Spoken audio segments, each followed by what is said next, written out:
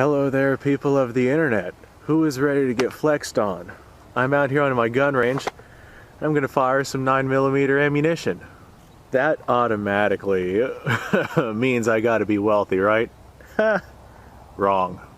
So originally I was gonna come out here and I was going to do German's small arm development, kind of like what I did with the Russian small arm development, but just like I should have done with the Russian small arm development video, is I should have broken it up, because there's a lot that I didn't cover about the Russian weapons that I should have covered, but I also didn't want the video to go on too long. So instead of doing that, I think I'm going to go ahead and break it up a little bit, and what we are going to be covering today is the German handguns, all the way up to the P1. Now the reason I chose to keep this separate from all the other German small arms is because there is a lot to cover with the development of German sidearms. Just, there's a lot to go over. Alright, now, I think that we should start at, like, the very, very beginning. One of the first, if not the first, most successful semi-automatic repeating pistols was the Borchardt. It was a real awkward looking thing. Like the flat spring housing was in the back of the pistol, and the thing looked like, have you guys ever seen the movie Alien vs. Predator? The back of the pistol looked like it had one of those alien heads on it, and it was just really awkward. I'll go ahead and find a picture or something and try and throw it up somewhere. I'll throw it up like right there. No, not there. Not there. I don't like that spot anymore. As a matter of fact, I don't know where I'll throw it up. I'll choose that in editing. I wonder where it is that I put it. Wherever it is, I bet it's definitely tasteful and not awkward at all. Anyway, the Borchardt pistol, just because of how unusual it was, just because of how uncomfortable it was, obviously it didn't do very well. Well, they gave the design to a man whose last name was Luger. I can't remember his first name, but I know for a fact his last name was Luger.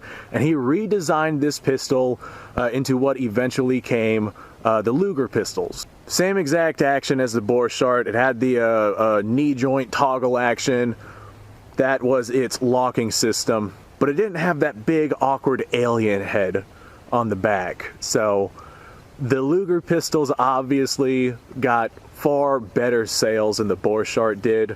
As a matter of fact, the Luger pistols was one of the best pistols that you could get at that time period, and a lot of people did. It became very, very popular. Eventually, Germany adopted it, designated it the P08. The P08 served Germany very, very, very well. It served both World Wars, but during the Second World War, it was becoming very, very imminent that the P08 was far more expensive to manufacture than they actually needed to invest in order to have a handgun. The very fine machine work that was required for the knee joint toggle action of the Luger was just too much time and investment and too much skill that went into manufacturing these pistols. They couldn't make them fast enough to match the demand for them. So after they had decided to go ahead and try and find themselves a cheaper alternative to a handgun, they eventually came up with the P38. The P38 served Germany through the remainder of the war. However, of course, Germany lost that war. Now the P38, this is not a P38, this is a P1, but they're basically the same gun with a few very minor differences. I also want to point out that I have the original leather holster, so if you guys are wondering what one of these is like, there you go. Now you know what one of those is like. So the P38 had a slide with a lock design on it versus the knee joint toggle on it. It was also made out of much cheaper and easier to produce materials. The easier manufacturing and the cheaper materials are what ultimately led to this pistol being one of their favorites. They ended up discontinuing the Luger and advancing right to this thing. However, after the Second World War, Germany was kind of like, you know, hey, that's, yeah, our bad, we're going to go ahead and start new. The Nazis are a thing of the past, we're reborn. So they designated their their new arsenal pistol, which was very, very similar to the P38, designated it as the P1. They were like, we're going to start fresh. See, look, we're even naming our guns differently. P1. Definitely not the P38 by any stretch of the imagination. Now, one of the problems that the P38s had, they didn't really have it with military spec ammunition, but if you fired a little hotter ammunition through it, a lot of times the receiver on the back would actually crack. I said receiver, I meant frame. The frame on the back would actually crack, so they put in this little hexagonal strengthening lug right there in the middle just to make it a little bit more durable. Now, from all accounts of what I've been able to find, no P1s that have this strengthening lug in it have suffered from any frame cracks, but I have seen a couple of non-lugged P38s that have cracked whenever they fire some hotter loaded ammunition. Now, ergonomically speaking, the P38/P1 is not the best, but it's also far from the worst. I think the Borchardt would probably be the worst ergonomic speaking gun. The safety is right on the side of the slide, and it does have a decocker on it, so if you throw the gun on safe, the hammer's automatically going to drop, but it's not going to fire. This disables the trigger, and it stops the hammer from being locked back. Now, the locking system of the P38 does just use a two-set locking system, which you can actually see on the sides of the gun whenever you have the slide locked open.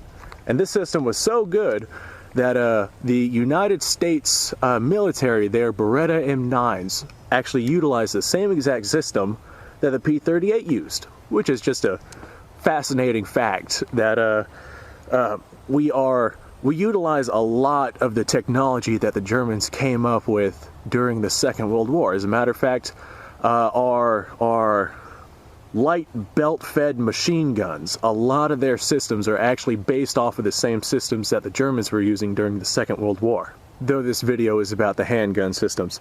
You throw a larger magazine well in this thing, you throw a barrel shroud over the barrel, over the slide, and you throw some slightly different ergonomical features onto this handgun, and you pretty much have an exact copy of an M9. Mechanically speaking, of course. Of course, the designs are slightly different. Personally, other than the capacity, I definitely prefer the P38 P1 over the Beretta M9, just because it's a lot easier to maintain. You break an extractor, the extractor's on the outside of the gun, the locking lugs are not exposed as they are on the M9, which is a feature that I don't really understand myself, but hey, that's what they went with. I do, however, prefer the push-button magazine release versus the European-style magazine release that is on the P38 P1s. Little heel mag right there. Makes it a lot slower to reload.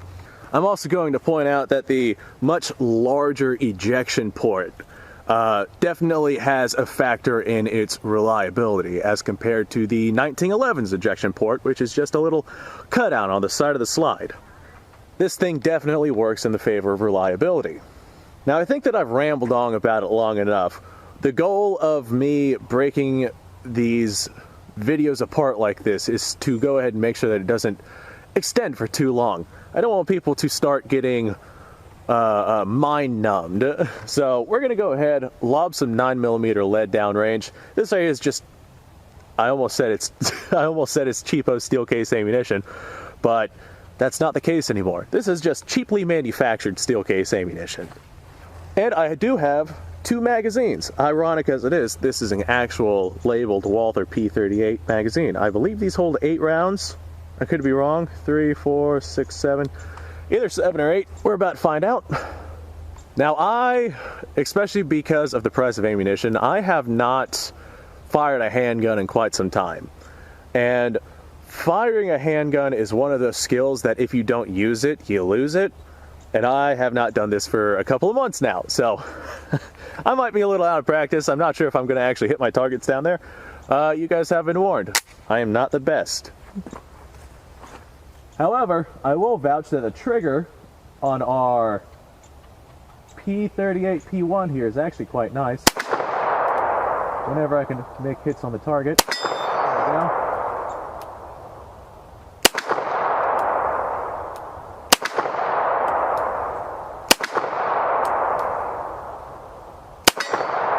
Okay. I'm starting to remember just how bad I am at this. Let's see, that's not a magazine, that's my gun. Where's my mag? There it is. I cannot wait for ammo prices to drop back down so I can get some more appropriate practice in with these guns. I will point out that this thing does fire slightly high, so I have to accommodate for that.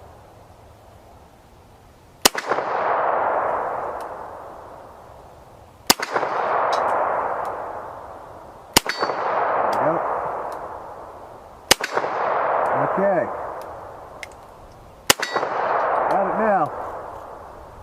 I'm like aiming at the dirt underneath that thing. I missed my last shot. Okay, well, this thing fires a lot higher than I remember because I'm like aiming pretty significantly under that thing. And if I had more ammunition to spare, then I believe I could figure out the sights well enough to make hits on target. Of course, I'm just aiming at my little steel silhouette out there, which is half buried in crap.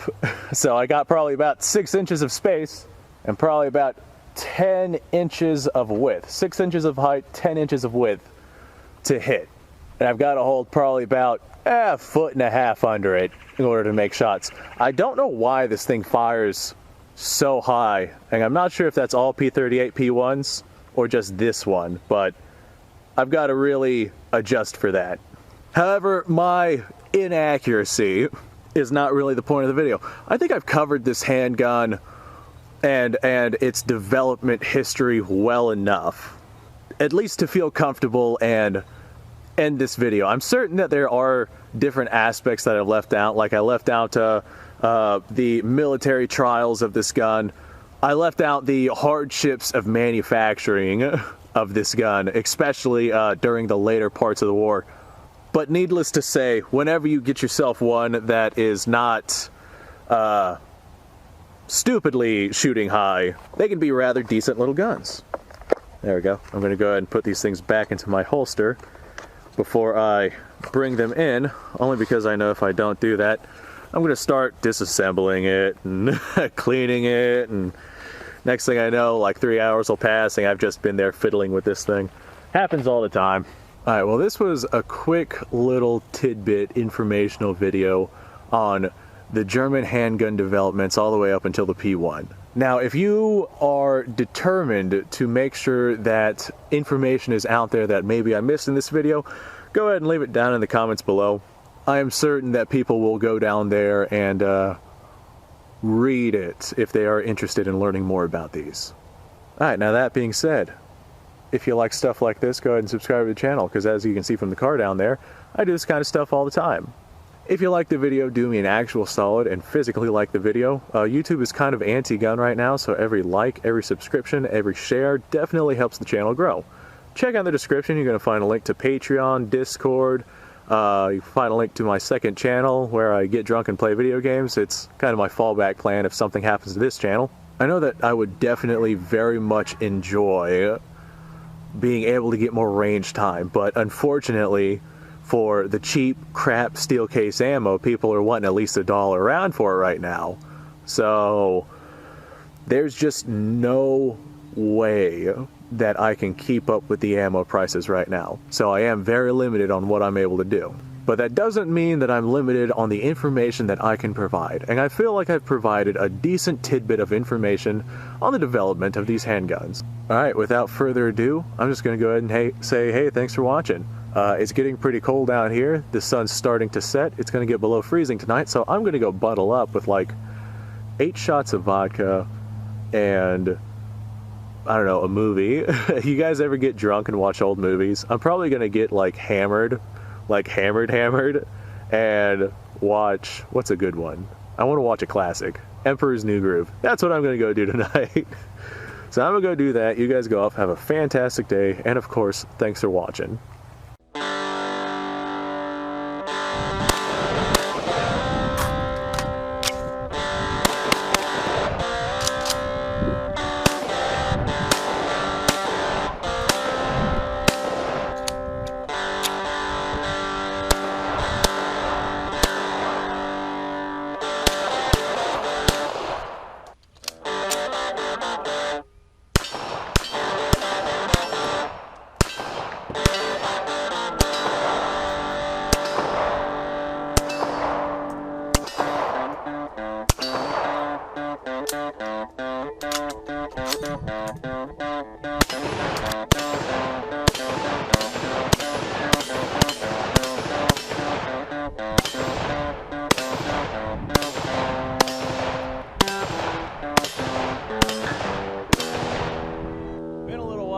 I've done this.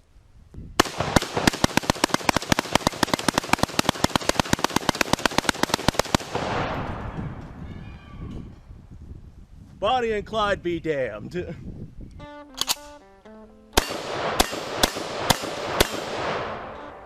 poor man's Garen.